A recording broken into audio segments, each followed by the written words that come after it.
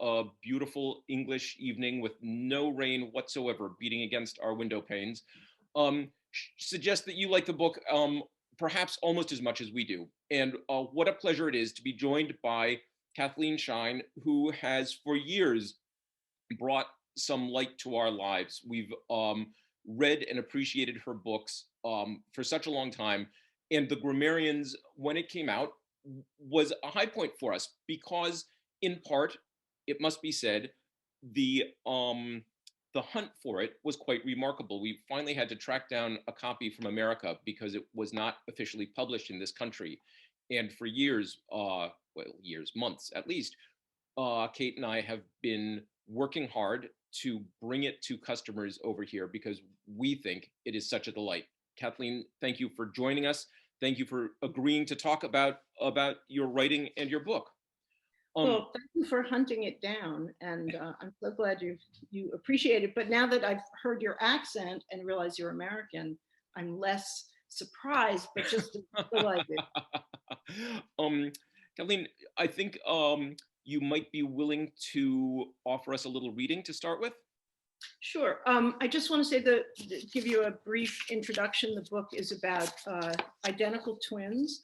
It starts with them when they're babies. They have, as some twins do, they have their own language, even when they're babies.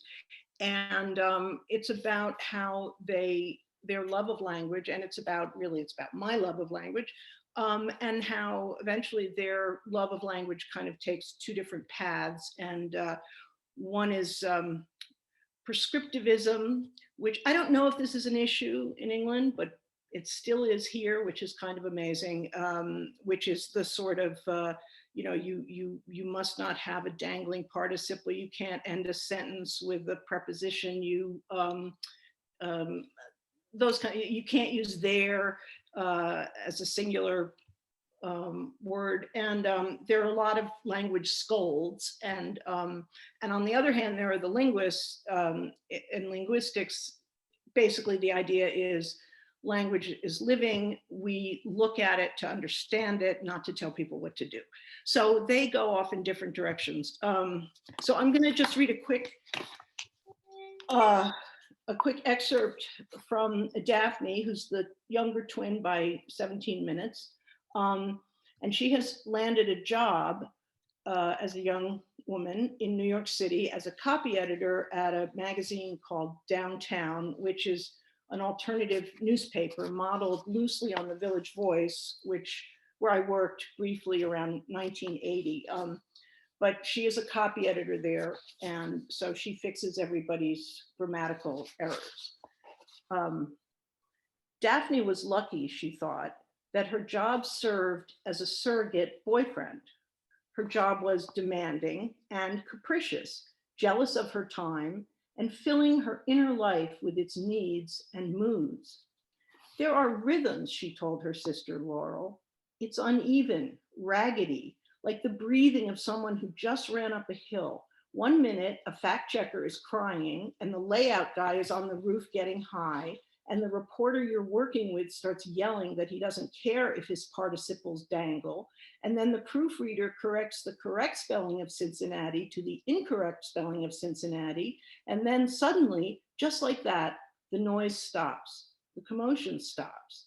And you can go back to the quiet, precise, orderly routine of reading line by line, word by word. Daphne's eyes were alive, her lips in a half smile. I love my work. There is something fair and just in what we do, she said to her boss one day. Grammar is good. I mean, ethically good. If you think of all these words just staggering around, grammar is their social order, their government. Becky, her boss, her face drawn and pale, her cheeks smudged with ink, put a cigarette in her mouth, but did not light it. I'll never quit smoking, she said. How do people quit? Daphne said, grammar makes you respect words, every individual word. You make sure it's in the place where it feels the most comfortable and does its job best. Becky flicked at her lighter. Slowly, she let the flame touch the end of the cigarette. Slowly, she inhaled. You can't quit, just so you know. It's a myth. Daphne said, every part of speech is as deserving as every other part of speech. Becky said with great satisfaction, smoke dribbling from the sides of her mouth. Yes, it is. It's in the Constitution, I believe. Sometimes, Daphne said, okay, a word needs to be led or nudged or dragged or squeezed a little to get it to the spot where it belongs. Or cut, said Becky. Daphne said, well, last resort. Different styles, you and I, Becky said. Daphne thought, yes, thank God for that. Becky was wearing the same old pilled sweater, the color of expensive mustard, which smelled faintly of mothballs. But the point is, any collection of words can be copy edited with pleasure. This is the best job I've ever had. Thank you, Becky. You're welcome, Becky said. Personally, I'd rather get laid. So that is the prescriptivist take. And I agree with both sides. So I don't know what I'm a prescriptivist, descriptivist, I guess. That was a great place to start this evening, because I think that it brings to the surface the complexity of the book and the way the words in the book relate to life, and the way the life in the book relates to what I think of as a broader reality. And I wonder if maybe you could share with us how the book came about. I found it incredibly complicated and layered, and I would imagine that achieving that required a lot of planning. Well, I don't plan very well. I kind of discover. That's more the way I work. But I mean, originally I wanted to write a book about translators, two translators who are very close to each other in some way, and they disagree about one word. But since I only speak English, I speak only English, as Daphne would have me say. I couldn't do that. I really, I didn't have enough of my Italian is like restaurant Italian, and I don't even have restaurant anything else. So I was sort of in a big slump and not knowing what to do. And Janet, my wife, said, well, what about, did you ever think of doing something about these, there in the United States, there were, I don't know if it ever came to England, but there were two advice columnists who were twin sisters and who had a huge feud for like 40 years. One is Ann Landers and one is Dear Abby. And she said, and Janet said, what about something like that? And I thought, oh, please, I hate advice columns. And twins, I don't want to get into that. They're like so complicated and there's so much written about them. And then, of course, as soon as, you start thinking about how much you don't want to do something, it kept bubbling. And then I just started reading about Dear Abby and Ann Landers, and I just got really excited about it. But I didn't want to do anything about advice columns. And then again, when I was in my deepest Trump is president and I am a lousy writer depression, Janet gave me this book called, what is it called? English as She Is Spoke, which was a big hit in 19th century England and the United States. No one really knows who wrote it, but it's hilarious. And it's someone who is purporting to write a phrase book for Portuguese speakers in England. And everything about it is hilarious and wrong. And it became a sort of the equivalent of a viral sensation in the 19th century. And when I read that book, which was just to cheer me up, I thought, oh, why don't I write about what I'm obsessed about, which is words and language. And I'm a sort of, linguist groupie and follow blogs and things like that. And I used to be a copy editor, a very bad copy editor because I can't spell, which is a problem. And it just kind of came together. And so that, I mean, that's how it kind of usually works. You have one idea, it doesn't work.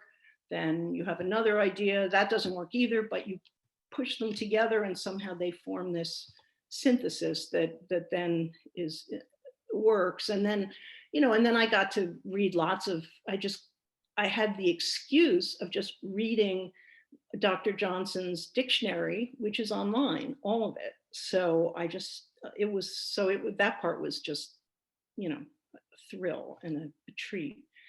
So yeah, it all kind of meandered, and eventually the paths kind of came together. No planning. No planning, but I would have said that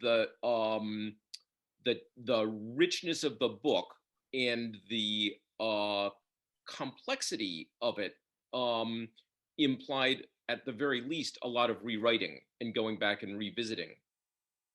Yeah, I mean, I think what happens is I kind of write along one line, like trying to understand the twins, and then start thinking about them in terms of language, and then that layer goes in, and then you go back to thinking about, well, they're in New York in the 80s, what is that like? Or in the suburbs of New York, in the 60s, and what is that like? And so there's always a lot of rewriting, but the chapter heads, which each one is a definition, a word and a definition from Dr. Johnson, that came at the very, very end. And that was very illuminating for me because I wanted slight, words that were fun and interesting and maybe odd. And as I looked through, it made me understand each chapter better than I had before I tried giving it a word. In fact, sometimes I realized, oh no, this is the word that works for that chapter. And that just made the chapter kind of, it just illuminated it for me. And that, again, helped me if I had to rewrite something a little bit, but that came at the very, very end. So I kind of work intuitively and just, I do a huge amount of research always for things like this, which is the fun, the most fun part. And I used to want to be an historian, a medievalist, but I couldn't because I have such a bad memory and I get distracted. And I left graduate school in moderate disgrace. And so what this has provided me with is a way to do as much research as I want. When I get bored or it gets too hard, I stop. Or when it doesn't fit what I'm doing, I can make something up. So there's a lot of thought that goes in first, but then when I write, I've usually thought a huge amount about it in a lot of different ways. Questions are coming in through the chat function, and I will try to keep track of them and address them as we go. But I did wonder about the Samuel Johnson, when it is a Webster's dictionary that acts as a kind of a springboard for much of the book. Why did you use Samuel Johnson for chapter heads and not Webster? Well, because I think first of all, they're written, he's an incredible, funny writer.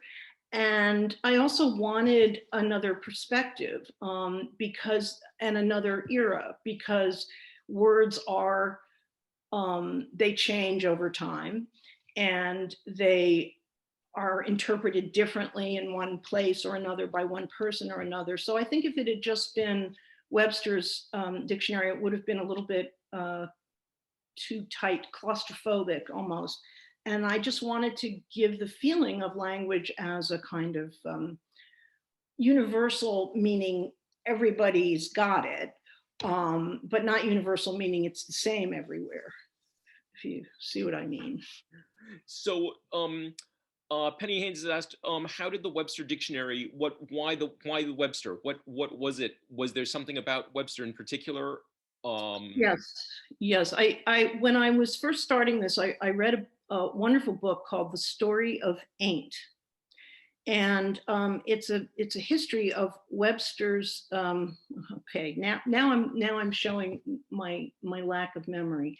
It was the Webster's second, I think, that came out in no, it was Webster's third, that came out in the 60s. And it was a huge, big deal because it had, for the first time, it had slang in it. It was sort of the dictionary equivalent of the swinging 60s and miniskirts. It had lots of slang, which it had never had before. And it was a kind of opening up to new linguistic theories that, slang is language. And so when I read that book, I thought, oh, first of all, I got the earlier edition that had all, I went online and went on eBay and late at night, having probably taken an Ambien, which I used to take, and ordered a copy of it. But apparently I forgot that I ordered it and then ordered another copy. So I now have these two huge moldy dictionaries in my house, one of which was used for a footstool for a while. Now they both hold up our little stereo thing. And I, it just interested me that a change came at a cultural moment when everything was changing, including the dictionary, which you think of as something that never changes. I mean, unless you study it or know a lot about it, you just think, well, the dictionary says this, and you look it up in the dictionary. And so that really interested me, and I wanted them to have the earlier version that had the, the more conservative words. And I just imagined them going through this big, gigantic dictionary that has these little ridges, with the, I don't know what, I mean, it's not the Oxford English Dictionary, that's 20 million volumes, but it's a pretty good dictionary. And it has pictures. I mean, it's the kind of thing children, these children could get into. It is the American dictionary, isn't it? It kind of dominates the American imagination when it comes to dictionaries, where yes, Merriam-Webster, it's the OED, but in America it's Webster that you would turn to. And in the book, your Webster is missing at least a couple of pages at the beginning. And I wondered why. Well, there's a very simple, concrete answer to that, which is when I was writing that part of it, I didn't have my dictionaries yet. I didn't know they were easily available. And I was looking at Merriam-Webster's, that edition, online. There were, certain pages that you could find. And I wanted to look up a particular word to have to have Arthur, the father, tell the children, blah, blah, blah. And I looked and the page was missing. It was very irritating. So I just put it in the book and had that page missing. So that's how most people, at least that's how I write. There's like serendipity all over the place. You just take what goes wrong and use it. And Guy Lloyd was wondering if you found it a little intimidating to be writing a novel with grammar at the heart when there's so many gatekeepers, copy editors, publishers, etc., who might be grammar pedants themselves. Yes, it was terrifying, actually. And it kept me up at night. And my son just got a PhD in linguistics. So I was able to send it to him to check, to make sure there were no, linguistic howlers for modern linguistics. But then for the sort of pedantry, which I myself have long indulged in and found like a fun game, I sent it to a couple of people I had, who I thought, Twitter has a big grammar component. So I sent it to a couple of those people I'd sort of become Twitter friends with.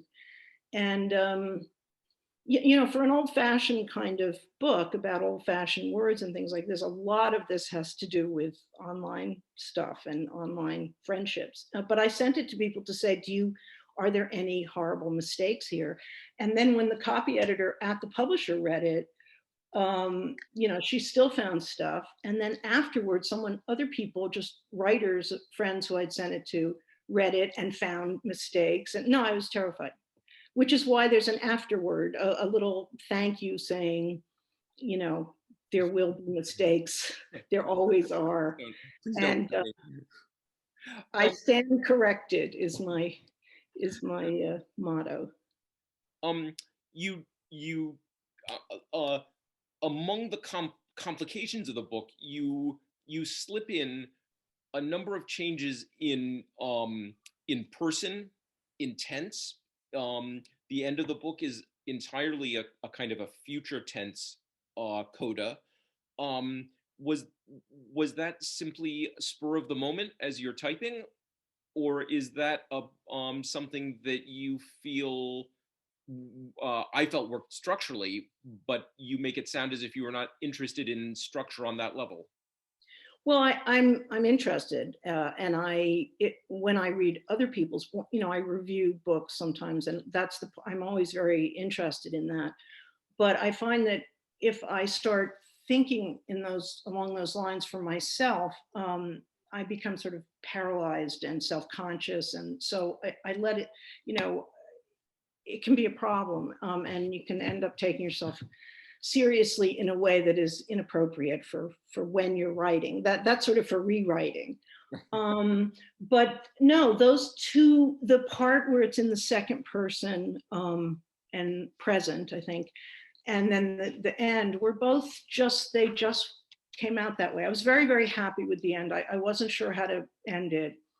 And it just sort of happened, and I thought, and I finished, and I was sort of, it's one of those things where you're sort of shaking at the end, and I thought, well, this is either really bad or really good, and I'll have to wait a while to know, and I had to set it aside because it was different and not something I've done before, but I ended up really being very, very happy with it. Um, you chose as a setting the East Coast, New York City, um, even Greenwich, Connecticut, where I grew up, managed to sneak in. Um, I grew up in Westport. We're neighbors. oh my gosh, how nice to know. I wonder, was that because of your familiarity with New York? Was it because you felt it was in some way an East Coast book? I think it is an East Coast book, definitely.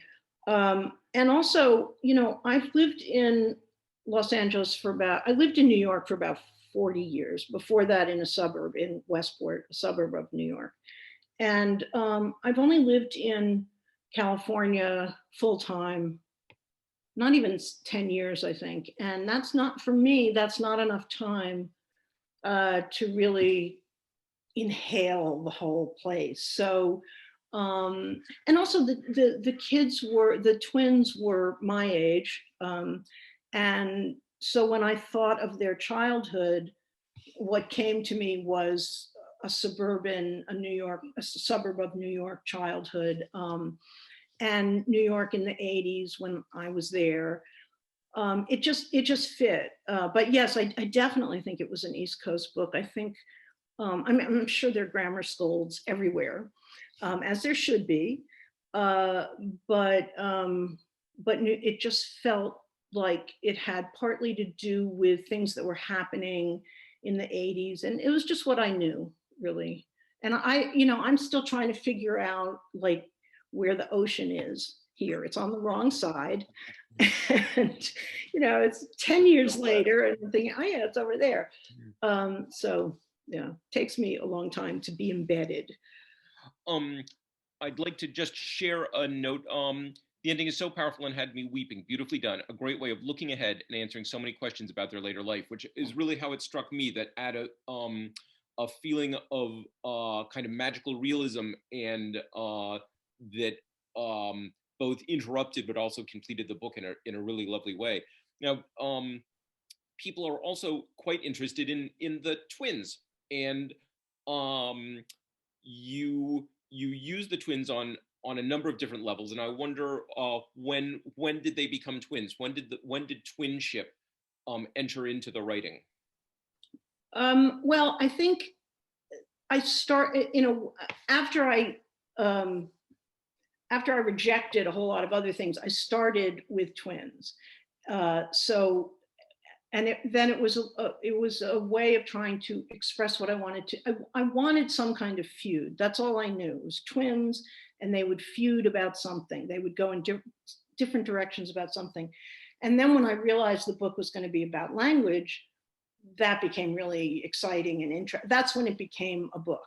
Before that, it was like some ideas that, maybe they would have worked and maybe they wouldn't. I mean, like ideas come down and you either trip over them or they just blossom into something good. So when those two things came together, the book kind of blossomed and became something good.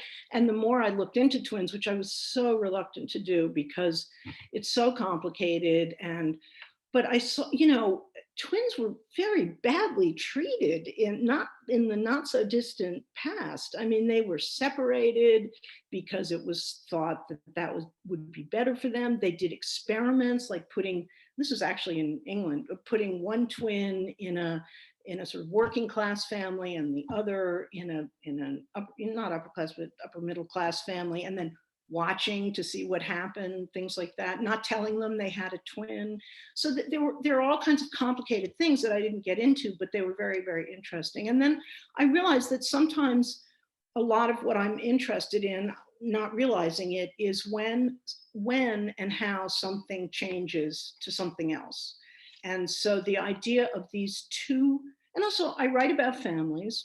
I know this is a long answer, but I write about families, and this in a way seemed like the microcosm, the echt family is twins, because they're two people who have to be together because they're in the family. And I thought of my brother and me in the back seat of our car, going on a trip and elbowing each other and kicking and whining. And I thought, what if that was your life? You were tied to this person.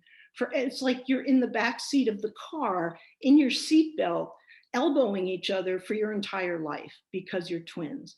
And so at what point do you become an individual rather than just a twin? So that started to really interest me. And that sort of also had to do with their divergence in language. Do you know any twins? Did you No. discuss twins? No. I knew some twins in elementary school, but I don't know any twins, and that was another thing that was a little daunting. But I gather from a lot of letters that I've gotten that twins seem to respond very much and say yes, that's very much how it was. I read a lot about twins, so. We have Lucy says, my identical twin sister and I enjoyed the book.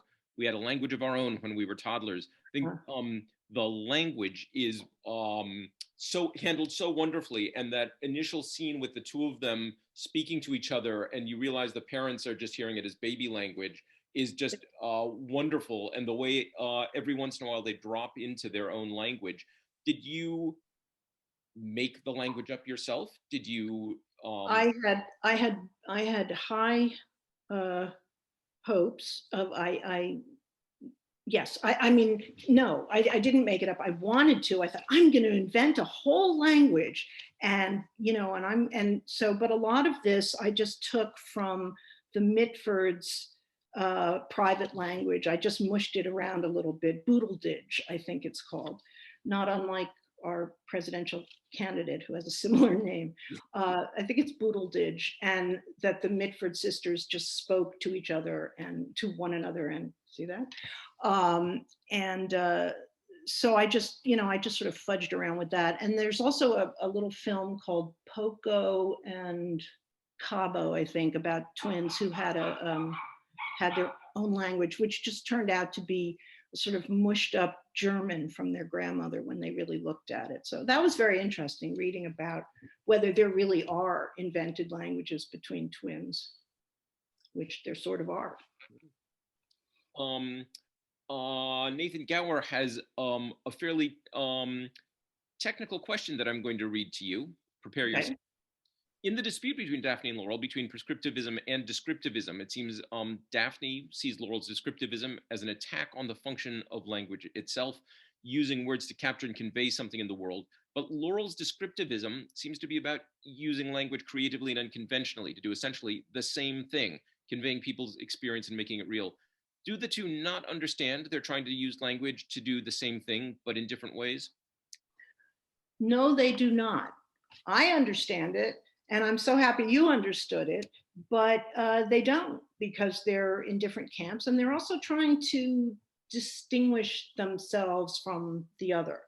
And also this crazy argument goes on in the United States. I mean, it's really, it's sort of amusing. Every once in a while you get yet another article saying, it's okay to do this or that in language. But this has been going on for, I don't know, 50 years. People have been pointing out that language changes, and it's okay. By the way, there's these wonderful two women are writing a musical based on this, and one of the songs is language is language is a living thing. I mean, it's really funny. It's all about grammar. I don't know how this will ever.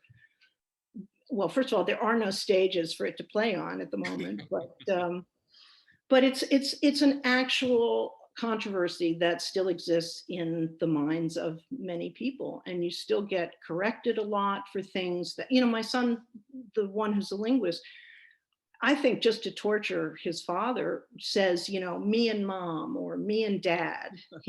And my ex-husband, was like, oh, Tommy. But he doesn't care, because he's a descriptivist, so that's okay. Now I want to get back to the twins, but we've had a question about the cover of the book and whether you had any input. This the photograph is so fantastic, and the feel for this is so wonderful. And I wondered if you had any kind of input in the way the cover was designed. I was shown two covers. That was one of them, and of course I said, "Oh my God, that's fantastic." I was very excited, but no, I didn't. I don't know who those little girls are. I don't know where they found them. I don't know how they did it, but I thought they were perfect because they're scary, they're mischievous, and they're adorable. So they seem just right, and just a sense of there might be a horror story lurking somewhere in here. So yeah. So I was interested. Not only do you have the twins, but you have a number of other pairings. You have the husbands, Michael and Larry. You have the Arthur, the father, and his brother Don. It seemed to me that you were playing right through the book with the way people sometimes are forcibly in relationships and sometimes choose relationships, but that it brings them together. And in fact, really, in a way that you made the book in part about men and their friendships in a wonderful, subtle way that it suddenly came out. Um, but the mother, Sally, seemed not to have a pairing to me, and neither did Brian. And I wondered whether that was something you thought about as you were writing it, or if you Um, let them stand alone in contrast.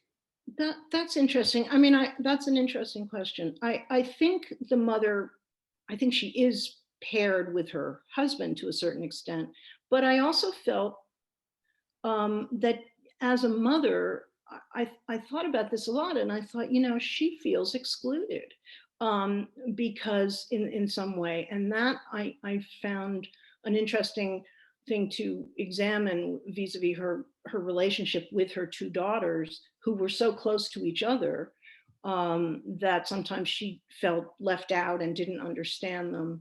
And so to a certain extent, she was meant to be someone left out who had to find her way into this group. And Brian was just the sort of irritating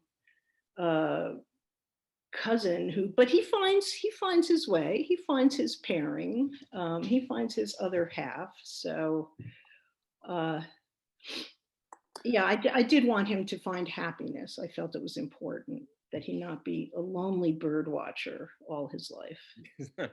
That was nice that you found someone for him. Yes. Um, so I'd like to talk, if we may, a little bit about Laurel and Daphne, about the twins that are at the center of the book, and they're kind of defined in to me, fascinating way by the 17-minute gap between them, and um, that, it seemed to me, causes a lot of the rift, that they're so similar and yet so different, and Daphne can't stand it. Um, am I reading that correctly? Is that how you understood it? Did you is Yeah. this a common feeling in twins, that one is somehow advantaged by a matter of a few minutes? I don't know in real twins, but in my twins, definitely. And I think in with Dear Abby and Ann Landers, there was, a definite competition between them, even as children.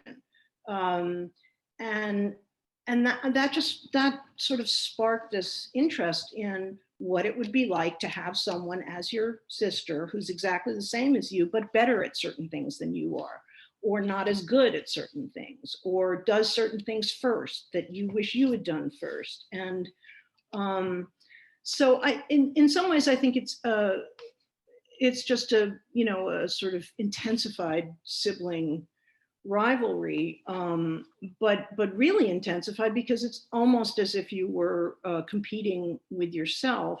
And for Daphne, she wants to hold on to Laurel, the big sister, as her exact same person, and that's constantly being just because they have different personalities, which does have. I mean, twins don't have the exact same personalities. One of them is Laurel's.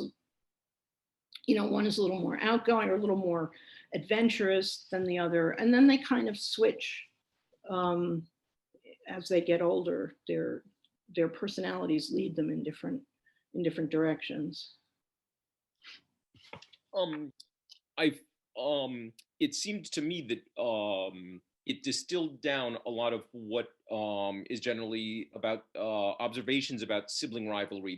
That by making them twins, it intensified what a lot of people experience with their siblings, and including one of the characters, one of the husbands, observes that they seem trapped in a kind of a childish behavior, that somehow, because they're twins, their childish attitudes towards one another are kind of trapped in amber, that they can't evolve until the husbands die, really, and it takes that for them to evolve into something else.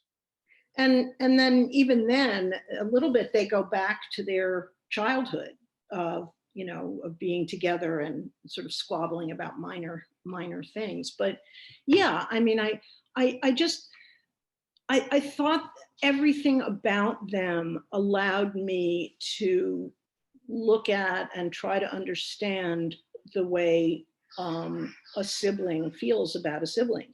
And I mean, I have a younger brother, and I'm the boss, right? I'm the big sister. So there's no question about that. There never has been.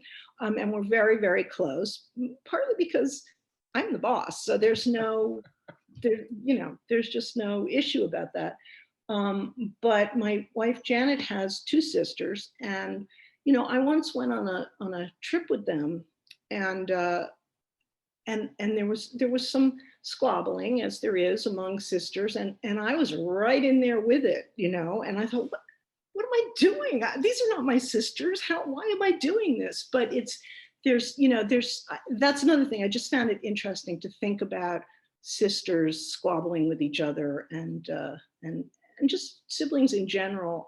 And look, if I really find families the most fruitful place for me to look at things and understand things, because people's characters are both different there and completely predictable in a way. And so this was just like some kind of really intensified family. These two twins are a, you know, one egg, one, two eggs separate. I mean, I just found that really profound, I guess.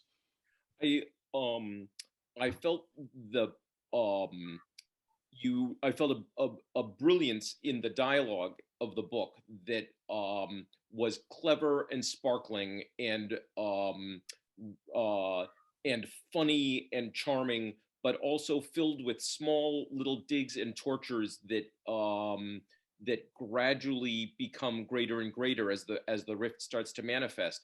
And I thought that observation about how families and people use humor both as a bomb, but also as a little bit of a twist, as a little bit of a button pushing exercise, um, and and that you were able to combine the.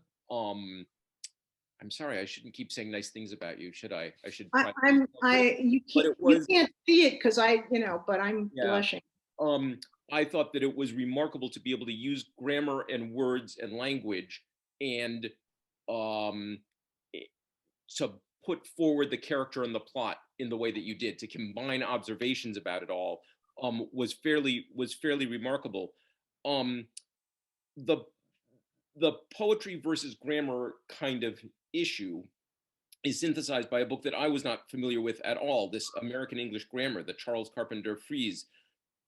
Where did you come across that? What is the It's pretty obscure, but the book I mentioned earlier, The Story of Ain't, mentioned him a lot. And so I thought, well, I have to get this book.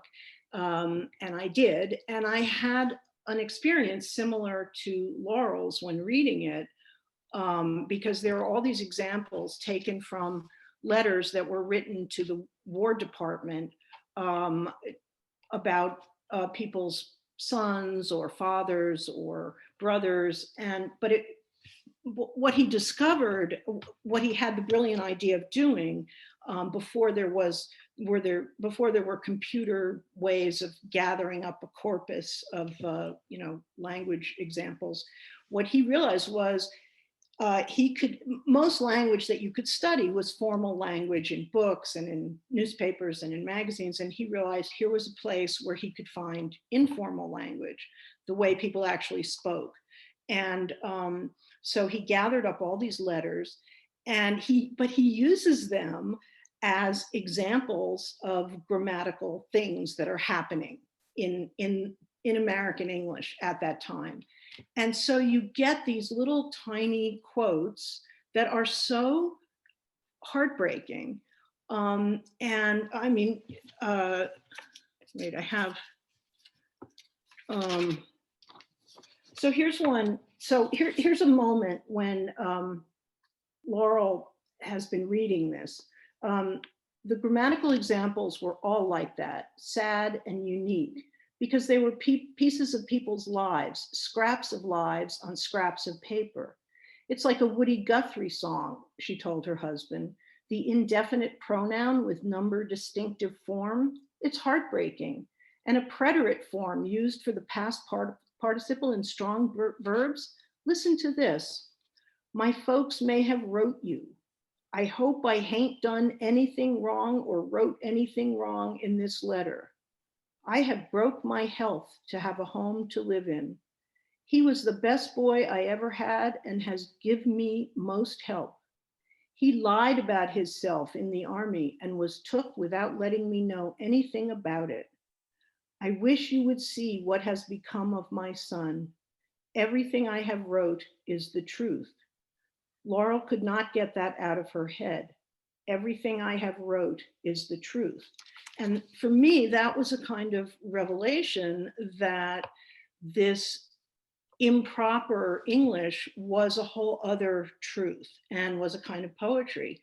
And the way poetry is a truth. And so that's where that came from. But I was very moved when I read this crazy old grammar book. And this guy's son wrote to me, and he was so happy that someone had mentioned his fairly obscure father in a novel. So that was very exciting. Was it scary fashioning some poetry for the page? Yeah, it was actually.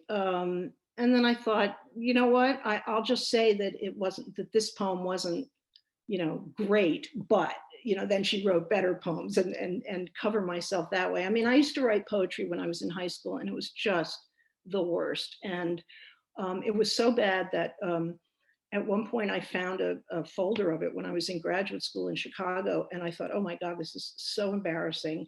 And I can't throw it in the garbage because the garbage man might read it.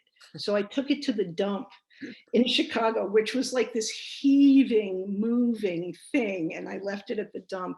And then years later, I was at my mother's house in Connecticut, and she came down from the attic and said, look what I found. And it was like, it's alive. It was copies of all the poems that had been hiding in the attic, waiting to humiliate me. So I put one of those in the love letter, which I was writing at the time, as a bad poem.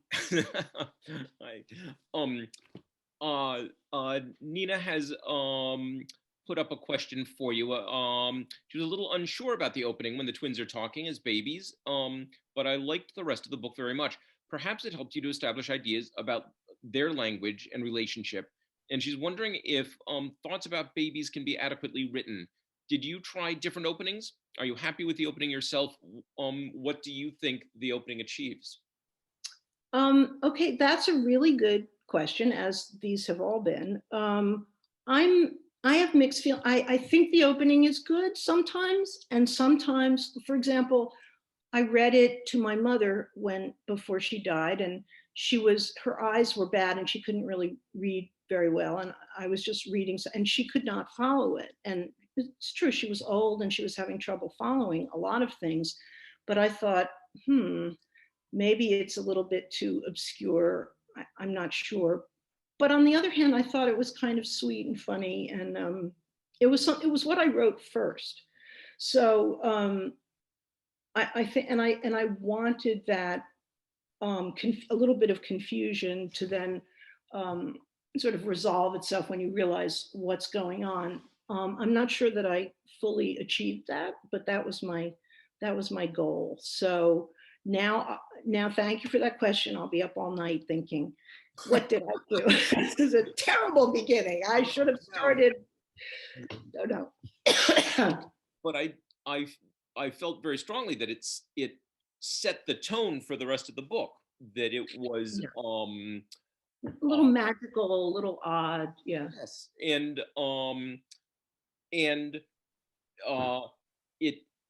it set off alarm bells that you were going to have to pay attention a little bit. That you're going to have to keep up. That it's a page turning pleasure, but it's one that you need to sort of be sitting up for in a certain kind of way. Oh, that's a nice way to think about it. And I, I did mean it to be, I mean, most of all my books, I guess, are comic, but they usually have something else going on, several things going on, some ideas. And so this one in particular, I wanted it to be funny and fun and a little bit like a fairy tale and magical, because these two girls are, I mean, they're redheaded twins. But I also, I wanted it to read easily, but there's a lot, I hope there's a lot I put in it. I don't know if there's a lot there, but there's a lot I wanted to be there. So thank you for saying that. It may be a relief for you to hear from Lucy. When I reread the beginning after reading the rest of the book, it made much more sense, and I thought it was clever. So well, I should have put it at the end, obviously. No, the end is good, but the end is as it should be. But yeah, I suppose if I had to do it all over again, that might be the one part that I might still be fiddling with. But at a certain point, you stop fiddling, and the book, it's never finished. It's just a poet said that. It might have been Auden, I'm not sure, but a poem is never finished. It's just abandoned. And I felt this book was finished really when I finished it, but now I'm thinking it was abandoned. No, I think the beginning is confusing in a way that I meant it to be, but perhaps I should have made it a little less confusing. I'm not sure, but I'm glad that it worked and thank you for going back to it. That's even better. Yeah.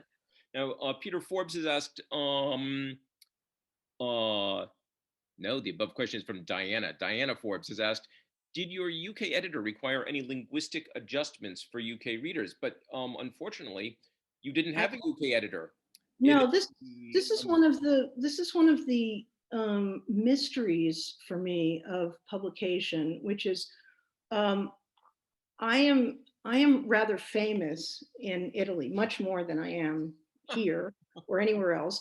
I had a quite a long moment of best-selling fame in Germany. I've had books published in Portuguese and Swedish and Japanese and Hebrew and all these places.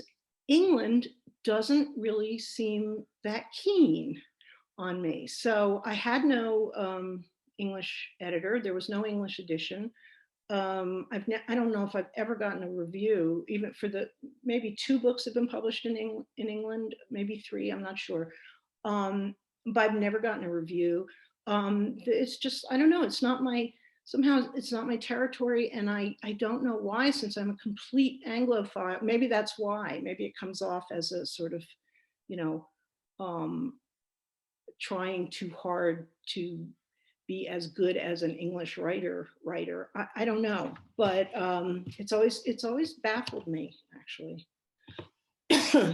So there is some legal contract to these things that I have to ask if you're working on a project now. Can we look forward to another book? Yeah, I am working on a project now, or I should be. And well, I just finished, I don't know if she's very well known in the UK, but I just finished a book review for the New York Review of Books about a writer who I really admire, named Cynthia Ozick. I don't know if she's published much there or not. So that took much more time than I expected, because I read almost everything she's written, and that's a lot. So that was an interruption, but a very welcome one. But yeah, I'm writing a book at the moment. It's called Künstlers in Paradise, and it's about a family, the Künstlers, who are emigres from Vienna during World War II and come to Los Angeles and become part of this. In Los Angeles during World War II, there was an enormously influential, important German and Austrian, German-speaking emigre community, a colony, really. I mean, Thomas Mann was here, and Schoenberg was here, and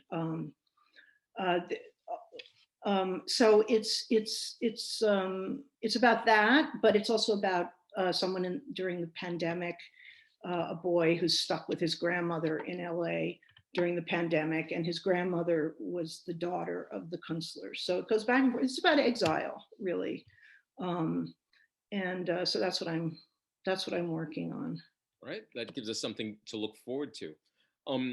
I would like to thank all of you for tuning in. I'd like to thank everyone who submitted questions and themes and ideas to talk about. Really appreciate it. Some very interesting things coming out. And most of all, Kathleen, I'd like to thank you for joining us. From your studio, I'm in the Much Ado Book Arts Room, which is an evolving space dedicated to our personal collection and accumulation of book arts. And I look forward in a few weeks' time to being able to welcome people here. Look forward to seeing you. Now, I would like to suggest that everybody think about unmuting yourselves and offering a little round of applause and congratulations for Kathleen. Kathleen, thank you so much. Thank you for a wonderful book, and thank you for a wonderful email. I really appreciate it. Thank you so much for doing this, and thank you for selling my book in England. That can't imagine how that really gets to me. So thank you so much. Thank you all. This was really fun. Thank you, everybody. Good night. Nice. From Alfriston, look forward to seeing you around the place later. Night. Thanks very much. Bye. Thank you. Bye. Bye. Bye. Bye. Bye. Bye. Bye.